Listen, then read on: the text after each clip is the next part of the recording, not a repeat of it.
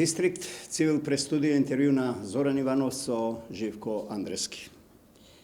Живко Андрески новинар, писател, комуниколог, истражувач, универзитетски професор, доктор на науки, автор на бројни научни и стручни трудови.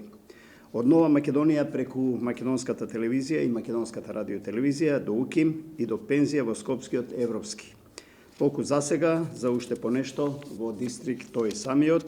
Живко Андрески, добре дојдовте во дистрикт на Цивил прес студио. Многу пропуштив, но ако треба вие уште нешто да дополните, инаку цела емисија ќе ни треба за вашето CV да го раскажете овде на гледачите на дистрикт. Па добро, сите имаме минато на кое треба да бидеме горди, нели? Имам јас една формула, велам дека треба да се гордееме со тоа што сме го доживеале, со насмевка да гледаме на еднината, а да уживаме во сегашноста. Сега од податоците една вертикала на моето движење на места на живење. Роден сум во село Растојца, Хрисарско, па преселен во село Трновци Питолско, кое претходно било населено со турско население. Па како средношколец сум од Битол. До година да бидеме живи и здрави 50 години од матура, а основни студии и факултет за политички науки завршив во Белград, а потоа магистрирав и докторирав на Универзитетот Кирил и Методий во Скопје. Овие податоци за движењето во работата се апсолутно точни и би било интересно дека во добар дел од моето работно ангажирање паралелно бев вработен во Нова Македонија, потоа во Македонската радиотелевизија, а истовремено како истакнат стручњак од практика бев професор по новинарство во рамките на тогашните интердисциплинари студии по новинарство, а подоста студии по новинарство на правниот факултет сега Јустинијан I. Нова Македонија, Македонска телевизија, новинарството тогаш и ова новинарство што сега само го консумирате, може ли да се направи некаква драстична разлика или формата, содржината е иста, формата е само различна? Значи, околностите сака да бидам во два силни медиума објективно мерено, значи Вестникот Нова Македонија, подоцна телевизија Скопје, односно сега Македонска телевизија.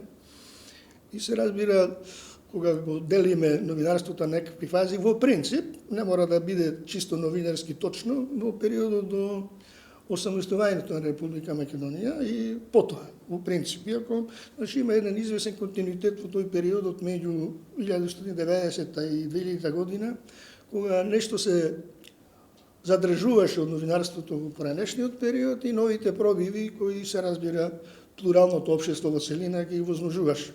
Значи, тогашното новинарство во Република Македонија имаше белези на професионално во рамките на општествениот систем со мали ограничувања, не толку големи како што многу често знаат да кажат определени занесенувачи на ова. Значи, имаше димензии кога можеше, значи, добар дел од животниот тек, посебно од обичниот човек и неговото живење како граѓанин на местна заедница и општина, како вработен во државна организација или некој од тогашните фирми, односно организации на здружен труд, и како ангажиран во општественот јавни живот, дали преку партиски, преку други форми, значи тие системи точки на живење на луѓето беа покриени. Се имаше мали оградувања кога нели власта, која имаше нели елементи на еднопартиски систем, што не е ништо надвор од некој ново откритие, pero што имаше точки каде што не дозволуваше да се премина некои линии. И тука само цензурата си действуваше како дел од системот. А имаше еден друг модел. Значи тоа што новинарите се обидува нешто што им е забрането некако, да му најдат други начини да го обнародат, да го објават. Некакви други канали. На други модели, низ хихирику, низ крстозборка, низ хумористичен елемент, низ изјава за култура, образование и така. Некој успева, а некој не успева. Да, логично. И сега, ако сега правиме, значи, пресек на ова што сега е новинарство, значи во овој дел има појави што јас би го карактеризирал како малку чудни и апсурдни, но ќе се обидам да ги образложам. Има еден дел, тоа што сега некои од луѓето што припаѓаат на професијата новинарство, на определен начин, значи тие со радост исполнуваат некои задачи што ги добиваат по разни основи. Тие се внесуваат во тоа како да е тоа нив дел од професијата. Значи не се стегаат дека тие се притиснати на некој начин, туку тоа го прават како составен дел на своето регуларно однесување, редовно однесување така натаму. И сега Како карактерна особина мислите? не, значи едноставно позицијата е таква. Значи дефиницијата на неговото работење е таква поставена што тој е пропагатор на определени идеи. Дали е тоа политичка партија или политичка опција, Не размислува за анализи, за тоа си го ставува. тргање по податоци, друга поинакво мислење да пласира. Ја ќе ти кажам, значи има често Но може ли за ова да кажеме тоа е новинарство? Па не, значи треба да јас бих поделил актуелното македонско новинарство во последниве 7-8 години на три групи. Едната група е луѓе што си работат на пропагандни задачи. Само се наоѓаат во медиумите. Значи, како што политичките партии си имат во рака на својата структура, човек што води земјоделие, образование, култура, меѓународни односи. Значи некако како навивачи на спортски терен. Во тај смисла. Тоа е јасно, значи не мора да се возбудуваш многу и да анализираш што ќе каже и кој став ќе го земе. Јас за тој дел од новинарството имам дека пледира да има брилјантна логика, има голема мана, што заклучокот му е готов, а потоа ги бара премисите, односно предпоставките. Еден дел од новинарството е професионално и се држи до стандардите на тоа што е професија во сферата на информирање, во сферата на анализирање, на коментирање, на соочување на гледишта, барање аргументи и димензии и така. Зборувате, професоре, за индивидуалци или за Не, како колектив, за систем, редакции? како систем. Ама не, индивидуалците се делови од медиуми, значи тие еден медиум тешко да ќе најдеш внатре во еден медиум, ги изземам нели некои што се обидуваат. Внатре во еден медиум ќе има различни опции. Именно тоа сакам да кажам. Значи и новинарите си бираат средина каде што може да работат или како новинari или како пропагатори, како што По известно време мисле дека е тоа така. Значи тоа е влегува во навик. Има трето новинарство кое е во типична смисла на препишувачко. Значи најчесто од српски јазик или од хрватски јазик, и тоа се тие вестите си вртат. Јас како ги ловам, јас лично ги ловам, затоа што еден дел од преводите точки каде што не може да биде така преведено, тие го преведуваат по македончиле мисличи, а всушност не разбрали како се презива определен човек од хрватската политичка сцена, од српската политичка сцена. Како некое место се вика објективно, има карта. Тоа главно по интернет, медиумите или по нивните портали ги преземаат, значи ги преземаат тие содржини, ги пласираат и се ти добиваш субјективитет на медиум. Може да кажеме дека има една доминантна неукост во актуелното македонско новинарство. Ќе кажем тоа дека мене и натаму, мислам дека освен висок професионализам и висок професионализам на целината му недостига еден висок степен на писменост, значи да не биде медиумска писменост, општа писменост. Ма не е тоа писменост корисна. Добро, ајде вака тогаш вие школувавте, да речам, генерации и генерации новинари според теоријата.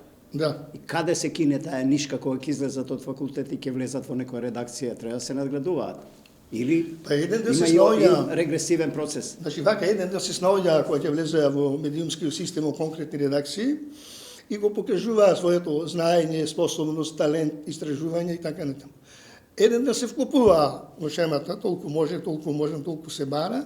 Еден дел што беа мощни способни како новинари, па дури не ни влегоа во новинарската професија. Се отидоа во истражувачи, во дипломати, во други сфери, со оглед на фактот што новинарската професија во Македонија објективно наравно е запоставена во смисла на плати, статус, безбедност, договори што ќе бидат врсста основа и така натаму. Значи, ако се вратиме назад, колку медиуми Македонија ќе ги формира и ќе се распаднат. Па дури и сега, определен број медиуми што функционираат, многу повеќе се подпрени врз некакви корпоративни извори на средства и статус. Некакви други интереси. Помалку на професионално работи, инаку не може медиумски простор во Македонија да има 10 национални фреквенции за телевизија. И јас и вие работевме во времето кога немаше интернет, го градевме новинарството, нешто се мачевме околу извори на информации. Интернетот помага или одмага на на македонското новинарство, кажам, покрај сите овие... Првиот одговор е помага, ама и лаже. Пак интернет каде што исто така е богатство на понуда, каде што исто така се за некои системи скриени интереси, опции, погледи, гледиште тие се преземаат механички и сега одеднаш еден дел од медиумите стануваат пропагатори на некоја проевропска, антиевропска опција, промуслиманска, антимуслиманска, прокатоличка, и тука е голем ризик. Голем. Ме интересира вашиот суд околу една појава главно во македонските телевизии. Се користи Фејсбукот, социјалните мрежи, Да. главно Фејсбукот, не толку Твитерот, за да се пренесат ставови на граѓаните, за да се коментираат одредени политички, економски, не знам, теми, одлуки на влада и така натаму. Колку е автентично тоа? Почесто е елемент на злоупотреба, отколку што е од полза на гледачите, од полза на реципиентите. Многу селективно тие реакции се Тоа го пресуваат. презема тоа од Facebook, го презема тоа што одговара, тоа што може да го вклопи. Во некоја смисла си направа свое покритие. Или тоа што може на фронтално теза. да го нападне. Значи, и ако се знае тие социјални мрежи, јас едно време предлагав да се викаат другарски мрежи, ама ме убедија дека социјално е подобро. Добро, нека е. Значи, таму си е индивидуална комуникација. Тогаш кога ќе се префрли во јавна комуникација, која може да светски агенции да го преземат тоа што одговорноста е на тој што го презема. Добро, индивидуална комуникација, но е јавен просторот, Да, тоа е едно апсолутно, и второ се. апсолутно тоа Второ, многу влегува- граѓани коментираат и за јавни теми на разни Тоа е по текстови. моделот на сврзани садови. Влегува во една Facebook група, таа Facebook со друга Facebook група, таму ги имаш медиумите што пледираат цела публика да ја покријат и одеднаш едно индивидуално мислење што можеби е, ајде да речем, и не е чисто ишашено, добива степен на јавност. Добро, и сега едукацијата, дали е само таа е клучна да се изгради еден новинар, барем во основа, па потоа нели животот како ќе го и работата во која средина и според собствените амбиции. Колку е важна теоријата за новинарството, таа факултетска да речем Добро, подготовка? значи сега ако ме слушаат некои студентите кои ако ме видат ќе речат Ќе ве професоре слушаат, 30 да. години не е можно да не сте напреднале. Значи како беше онако теоријата без практика е празна, практиката без теорија е слепа. Па добро, со милион години земјата се врти. Да, ништо не исто се така, промени. но значи, мора теоретските сознања да се совладаат во креативна смисла за да може да се влезе на фронтот во новинарството. Јас споредувам тоа со возач. Значи, возач Б категорија, најзастапена категорија. Тој точно може се да научи, ама мора прво да научи семафор, сопирачка, движење, брзина, ограничување, собраќање. Трепкачи, да. И потоа да влезе. Ама на секој семафор треба да запре ако е црвено и да вози ако е зелено. Значи, пак и треба да го примени тоа. Како Тој беше? занет има правила. Да. Па, значи, треба ние, кога сме запишувале студенти, кога сме сакале нели да ни доведат, значи беше идејата да бидат и таленти и образовани. И дефиницијата беше образовани таленти. Добро, но уште една димензија не ја споменувате, очекував да кажете карактерната особина. Може ли секој да биде новинар? Не. Може ли секој, не знам, Не. да биде пилот Не. ако некој се плаши од Значи, височина има- или рудар ако е клаустрофобичен? Има Во луѓе таа прво смисла што се прашувам. по природата на своето мислење се антиновинари. Значи немаат степен на логично, тврдо мислење, течно говорење, способност идејата е да ја престори во текст, во содржина, способност комплицирани содржини да анализира, да вади битно, небитно, да знае да пренесе, така натам, не мора. Значи многу специфична Мојата професија. насока, Андревски, беше во смисла на кога прашав дали секој може да биде новинар како човечко бити, како карактерна особина, бидејќи овој микрофон, камерата, перото, јавноста Апсолутно е. си Значи, се оружје само една по од себе. почните- Може ли секому да се Прво, дозволи, секој да си не, приушти прво не може да го има од, тоа оружје? интелектуален капацитет кој би бил приспособен за новинарство. Значи не може за друго да се биде човек од гениалец. Второто има етичка субстрат, етичка димензија во себе. Значи карактер да има. Вообичаена формулата дека вика карактер е оно што го имаме додека сте сами. Значи, ако новинарите се и треба да бидат за вистината врзани, за точноста, за прецизноста, значи тоа е и прашање на сам да пристапи тој, да не манипулира со тоа кога може да манипулира. Да не влегува свесно во нечии идеи, интереси, комбинации, проекции, така да заведува луѓе. Или оној модел кога може прв ќе каже, нели, без оглед дали е точно. И потоа сега сите други треба да се приспособуваат дали Поважно е сензационализмот, може атракцијата или самобеднисувањето на што се вели во јавноста.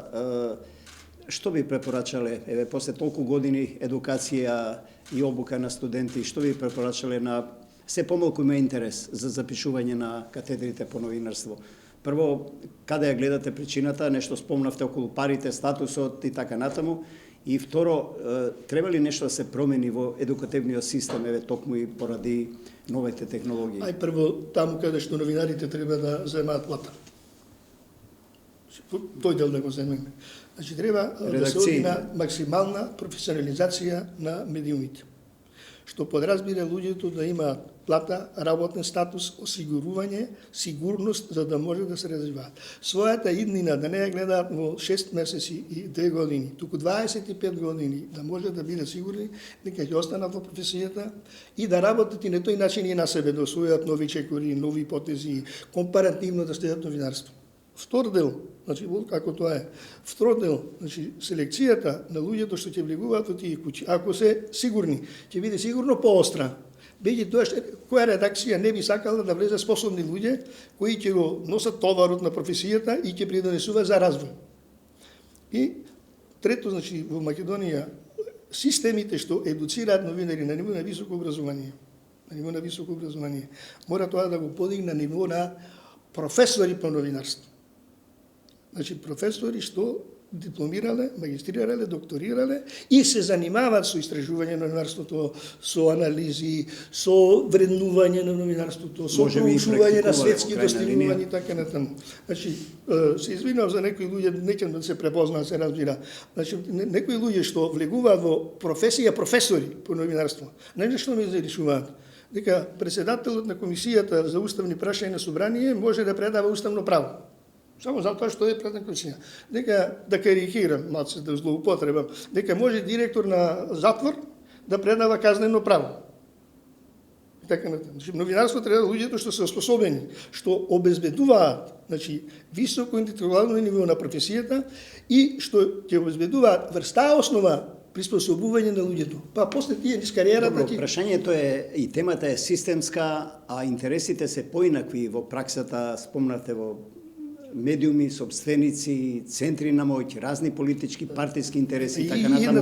Има ли елементарни назнаки, услови ово општество да создаде таков, значи, да создаде амбиент за таков тип на медиуми? Ако се исполни првото, максимална професионализација, пазарни принципи на работење, висок професионализам, тоа значи самостојно новинарство и редакции и медиуми, но некому веројатно се уште тоа не одговара. Значи, не може Македонија да бидеме ние чисти. Македонија да има 10, најмалку 10, да не ги бројам, национални фреквенции за телевизиска програма. И да има секој утро сите утреска програма, каде што сите лисат по себе јајце на јајце. Па нема капацитет државата, нацијата нема таков капацитет да произведе толку програма, толку водители, толку шарман, толку идеја, така натаму, така натаму. И тоа страда квалитетот, претпоставувам. И сите, страда економскиот дизајн на редакцијата. Еве и вести да видиме. Сме работели и ти и јас во Македонската радио и телевизија. Ти од двата медиума работеш, јас во телевизија. Па сите се представува вести. Од технологијата овозможи со определен број постапки брзо да стигнува до вести. Во тренд е, може поради овие појави полупрофесионални, ако условно можам да кажам, е амбиентот за македонското новинарство на енормна појава на лажни вести, лажни информации, на пропагандни кампањи. Медиумската писменост, тој термин е нешто во мода сега. Кој е вашиот суд за... Има неколку години по данас, можеби една десенија, каде што се инсистира на медиумската писменост. Ова што јас го следам, тоа многу повеќе се инсистира на медиумската писменост на публиката, на реципиентите. Треба да се инсистира и на медиумската писменост на креаторите на пораките, на новинарите, на медиумите и така. Тоа е она за што досега говоревте. Па јасно, па тие да бидат освободени. Ти од публиката вистина можеш да ја освободиш, ама што ако таа наидува на 4 програми кои сите 4 лажат? Но интернетот дава можност. Дава да се провери. Секој ова алатка што уште погрешно ја нарекуваме мобилен телефон, секој да пласира вест. Да. И да ја преземат медиумите и да ја пренесат таа вест. И таа може да биде автентична, вистината може да биде лажна. Како против неа? Луѓето се во репродукција со сопствени улоги, работни места, статуси и така. Тие значи можат 1-2 избора да користат. Јас како пензионер во актуелно време можам 5 портали да прегледам, 10 понуди, па да анализирам, да видам што е. И каде е клучот за да елиминирате лага и кампања? Изборот на медиумот, на порталот, на телевизијата, на што? Личниот избор. Една од работите што треба да се стори, нашата поранешна куќа Македонска радио и телевизија да стане најквалитетна и најпрофесионална од аспект на фактот што таа е финансирана, не е фраза од граѓаните и дека таму треба сите информации бидат најмаксимално точни, најточни, најдобро да го напишани. стандардизира на некој начин македонското новинарство, да биде некој ниво, да биде некој хиерархијата, репер. според која ќе репер, според која ќе се и гледашот, слушателот ќе се вклучи таму да знае дека таму течат најточни вести, најобјективни, најпрецизни, најразработени така натаму. Добро, кога зборуваме, еве, ако не само за лажните вести, за она што е честа појава, нели, и за нивна обука, за нивно препознавање, нели, и трагање по вистинските вести, пропагандата, пласирање на конструирани информации разни од кои се авторите на постојат организирани центри на мои политички партии, не знам, државни институции или од една страна, друга страна, апологетски сите се залагаат нели за медиумска писменост, за борба против кампања лажни вести. Што ми се случува генерално на ова информативно поле? Голем елемент на лажни вести во Македонија е партиско-политичкото дејствување кое смета дека може своите цели да дојде на власт. Глобалната, општата цел, дека може да ги оствари со тоа што низ медиумите или медиумскиот простор ќе пуштаа вести што не му носат гласот. И тука не се селектира во смисла што е лажно, што не е лажно. Се пласираат и лажни вести, како тоа се смета дека тоа пласираат пак преку медиуми или преку службени да речеме официјални портали. Втор елемент од аспектите што еден дел од медиумите, значи се вклупуваат во меѓународни мрежи кои произведуваат лажни вести. Тие механички ги преземаат. Нема да кажувам имиња. Ама јас читам да речеме неколку текстови, ама знаење овде вградено.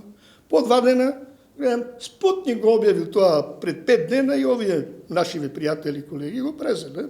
Внеле 6-7 своји зборчиња, најчесто уличарски и улични, и публикава, нели, која не може да го бара Спутник и која не тоа е крадење без пренесување извор, нели? Не, може има дозвола тие. Јас тоа не знам. Меѓутоа, гледам дека таа анализа што ние како публика треба да се воодушевиме. Ами што е целта? Да протнат пропаганда. Пропаганда, таа значи тоа што каналот е забранет за главната емитување мрежа, овде, руската агресија врву Украина, си наоѓа свој каналчиња. Од индустријска комуникација е пренесено на интерперсонална човечка комуникација. И са ние човекот логично според што добро го сработил, еве какви сознања, какви анализи, каде се копал по ова, ако се испоставува дека тука и државата треба да си има некоја интервенција, некоја заштита, треба да ги разоткрива тие лажни пропаганди кои пробиваат на овој простор медиумски. Општеството Македонија не достигнало за жал тоа историско ниво да се знае дека кога се зборува вистината е најдобро. Значи, помала штета е ако се каже вистината која не им се допаѓа на луѓето, отколку ако се манипулира и тоа брзо без чекање. Веќе се дознае тоа. Па ше ние сме општество малкобројно. Па ние за 5 минути истата вест во Битол јас можам да ја проверам, како што може да ја провери во Скопје. Исто е дали на конференцијата запечат вистина тој го кажал тоа или едните извлекле едно, другите извлекле друго. Или крадење на зборови. Одамна тоа мене ми е специјално за речем. Кога му вадат еден збор на човекот и смислат наполно се губи. Тоа значи организирана организација. Свесно, значи свесно се води. Околу спомнавте Спутник, например, агресијава руска врз Украина и генерално тој тип на пропаганда, како да ги лоцираме како обични консументи тие центри на кампања, како да се одбрани? Не, па не е тоа направено за кратко време. Тоа е таму вложен голем труд, големо знаење. Тоа е многу суптилно правено. Значи, тоа не е лесно да се открие, посебно на публика која е во состојба, да речеме, просечно и малку надпросечно да следи, да анализира и така натаму. Треба многу знаење за тоа да се открие која е суптилност на таа порака. Кој еден збор ќе се употреби на Евровизија, ускратени и се поените на таа и таа држава. Ускратени. Значи испаѓа дека не се следуваат тие поени, а без замисли некој ги зел. Гласат, меѓутоа истинуваат, не се ускратени. Од самиот термин. Па тоа е тоа, значи тоа е суштината е да се наведе дека овие заслужуваат, ама еве некој им ги одзел. И тоа влијае врз расположението на јавност. Ова е најбезболен пример. Тоа води на цели воени структури, така се употребуваат, механизмот каде што треба, значи цела линија на гледање. Добро ви разбирам, Москва овие подготовки за оваа инвазија е почнала многу порано. Па види се, значи по принципот на следење на нештата, Значи прво значи има меѓународни аналитичари од јавен настап медиумски, аналитичари во делот на политичкото и државно действување кои викаат ќе има напад тогаш и тогаш.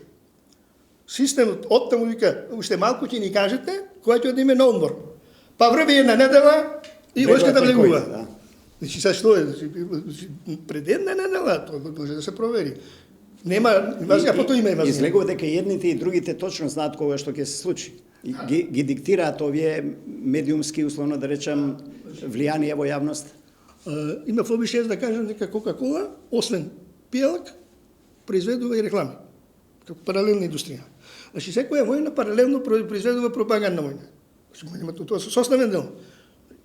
Само што вамо има воени действија, топови, тенкови, бомби, уривања, убиства и така натаму, а вамо информации, дезинформации, нагласувања, специфичности. Која е целната група? Домашната јавност или и домашната и меѓународната? Цел свет.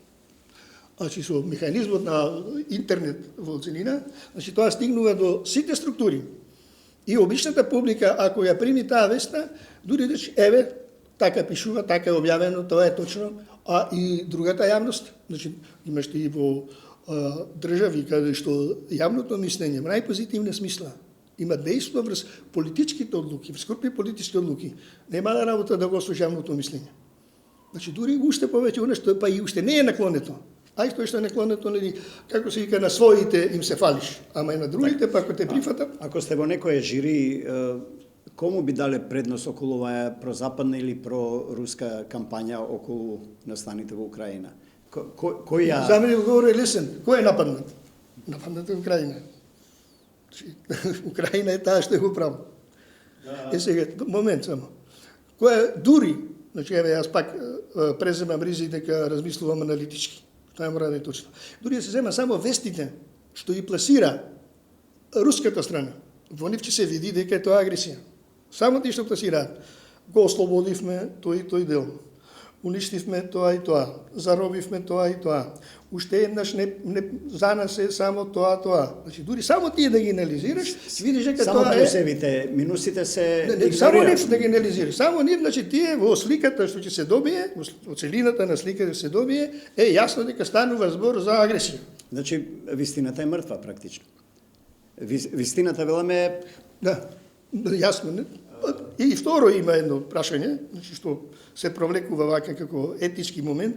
Значи во принцип човек треба да е на страната на послабиот, за да види тој што може да каже и што да направи. Инаку има цел етички систем кој вика дека е цинизам, дека слабите ги тераат големите да не ги тепаат. И не е неточно, тоа е проблемот. Не е најточно, не е неточно.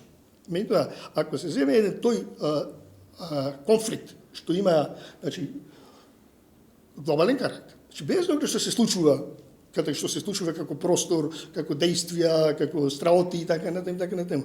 Значи, во тоа пак треба да има каде е таа точка што е вистина, каде е таа точка што е објективно верено и врз основа на што публиката треба да... По таа аналогија и правото и правдата им припаѓа се уште на денешница на големите и моćните. Да скокнеме малку на домашниот терен.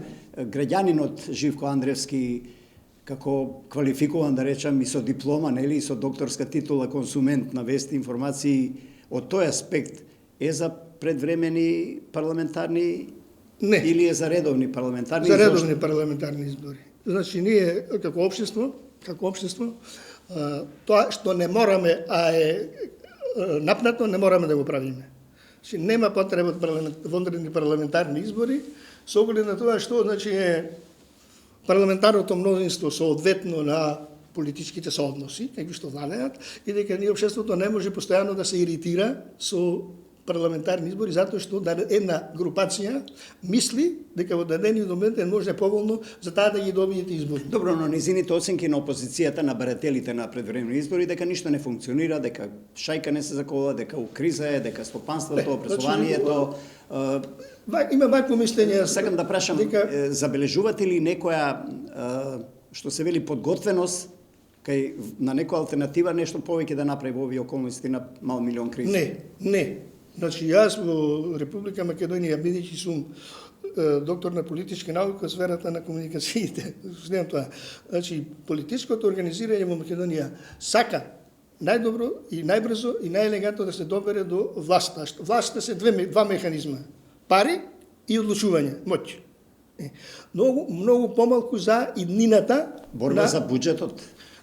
Да, многу помалку за иднината на тоа. Значи, инаку пропаганда програмите, ти се за даден момент. Добро, ако се такви кризи, а се, да. По сите основи, колку и да има човек денеска пари, не стигнува до наредната плата, пензија или не знам, дали има, да не зборуваме за невработените. Дали има аргументи, има ли шанси... аргументи дека со евентуалните избори, еден дел од кризите, или како беше на енергетска, економска и така натаму ќе се реши.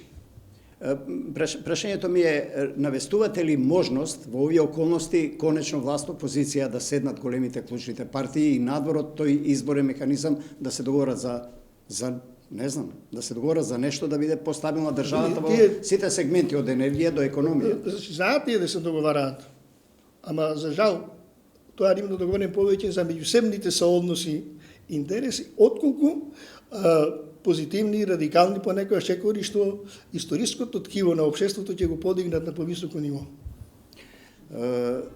Ова со Бугарија Петков дојде харварец со прозападна провиненција, но не успева да се справи со наслагите на бугарското општество. Што прогнозирате? Ќе почне ли Македонија преговори? Од Сан-Стефанската фикција, значи не е договор. Тоа е Сан-Стефанска фикција. Не е договор, друго е договор.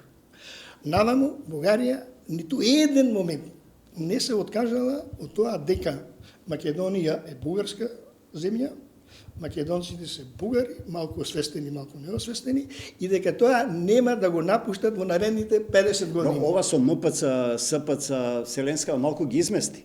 Па добро ги натера да се освестат дека може и други да тој простор да го освојува со влијание, со љубов, со интерес и така натаму. Но промена нема. Значи јас еден анегдотски случај. Значи на прво заседание на АСНУМ, кога со еуфорија Македонија прогласува државност како самостоен субјект, втор план е дека ќе припаѓа на ФНР.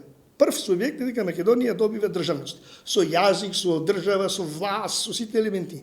Значи, представникот на Бугарија, значи, на таков свечен момент, вели, не избркавте низ прозорец и низ врата, ќе се вратиме низ баџа. Значи, во тој момент води сметка која е таа страст на тоа. Дополнително, за мене на друго прашање битно, кој во Република Македонија, од внатре, постојано им ги подпалува апетитите на бугарите. Кои професори? Има политички субјекти, има поединци, ваши колеги и колешки. Да, и внатре тие викат чекајте сега уште малку.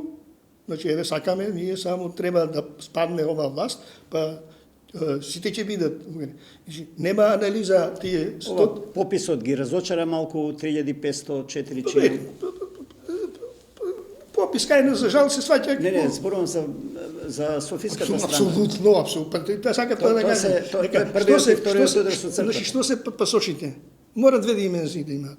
Прва димензија дека луѓето сакале да се обезбедат облик на шанса за економско просперирање и второ, морале да водат сметка дека тогаш кога го пишувале дека имаат бугарски корени, дека едно утро еден ден тоа овие ќе го употребат. Добро, но ако германците, например, Германија нудела пасоши како што Бугарија давала можности, предпоставам дека македонските граѓани би земале германски пасоши, а не бугарски. Сигурно. Не ми јасно, зарем тоа во Софија не им е познато. Не познато им е, ама тие што може? Значи, тука е директна примена на политиката вештина на можното. Што може, тоа освојуваат. Ако се 135.000 пасоши, па ќе поминат. Ајде да направам споредба. Вашиот суд сега за ова околу Бугарија се договориле вчера, завчера, коалицијските партнери на премиерот Петков, некој пакет во врска со кревање на рампата со француското председателство некаде пред крајот на јуни, да почне Македонија преговори, но инсистирањето од сите политички сегменти, колку што се дознава сега од информациите, како пакет да влезат, како може да се најде формула, Има ли тука опасност?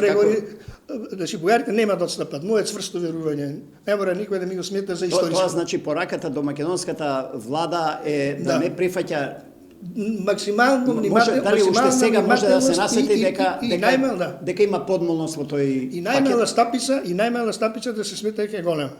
И најмала стапица. Тоа е моје уверување, врз основа на проучување на бугарскиот поглед. Добро, но овие што ги спомна претходно, што помагаат, сакајќи или не сакајќи на Софија со некои своји предцивилизацијски ставови, тие велат без Европа не можеме, но и сите сакаме Европа. И сега што значи тоа? Дека запираме патот, креваме рачна? Значи 85% на Македонија, прашањата на постоењето и развојот се во Македонија. 15% се надвор од тоа. Значи, Македонија може во период кога би преговарала од 10 години, значи да ги применува тоа што се најдобрите европски критериуми и стандарди во екологија, во земјоделие, во туризам, во заштита на човекова средина, во владење на право и побрзо како средена држава да може да се вклопи во тоа. Но Андрески, ако нема елементарна кооперација меѓу политичките субјекти, да не ги црно-бело власт опозиција, тешко до тие цели. Па види, значи општеството дали ни треба сепак таа бирократска бриселска контрола во туркање на тие реформи? Во сите општества. Мал дел во општествата се определени за големи напори. Значи обично се оди за помали напори. Од денеска за утре. Да преживеам, дистерам и така натаму, така натаму.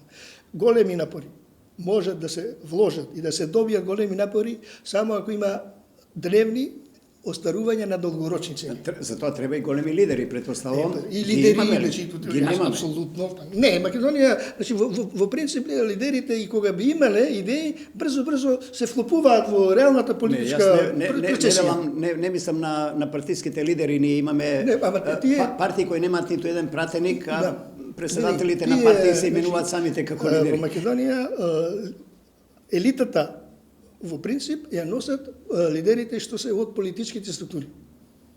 Че тие се доминантни или како власт, или како претенденти на власт и така натаму, така натаму. Значи, интелектуалната средина е во основа приклучена и приспособена, нема имиња да кажувам, значи за очигледни пропусти на политиката, интелектуалците понешто прифаќаат, нешто оспоруваат.